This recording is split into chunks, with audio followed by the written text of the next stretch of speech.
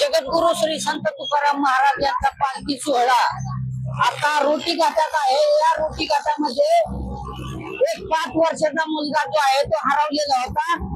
या ठिकाणी पोलिसांच्या स्वाधीन काही नागरिकांनी केल्यानंतर पोलिसांनी या मुलाचा पालकाचा शोध लावलेला। आपण जर पाहिलं तर हा 5 वर्षाचा मुलगा त्याच्या वडिलांबरोबर आलेला होता, मात्र या रोटी घाटाच्या दरम्यान तो हरवलेला होता आणि पोलिसांना काही व्यक्तींनी जे आहे ते सांगितलं की हा हरवलेला आहे।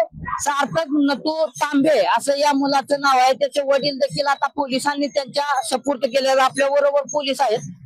काय नेमकं हा मुलगा कुठं तुम्हाला सापडला? घाटामध्ये रडत होता, काही वारकऱ्यांनी आणून दिला, हरवलेला आहे। तर नंतर चौकशी केली, कुठला काही त्याला थोडं थोडं बोलता येते, नाव सांगितलं।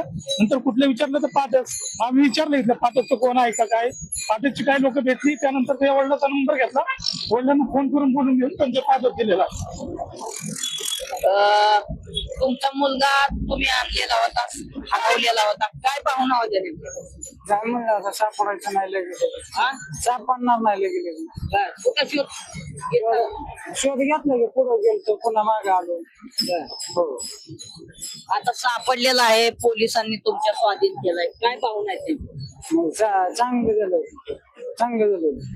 खरं काळजी घेणं महत्वाचं।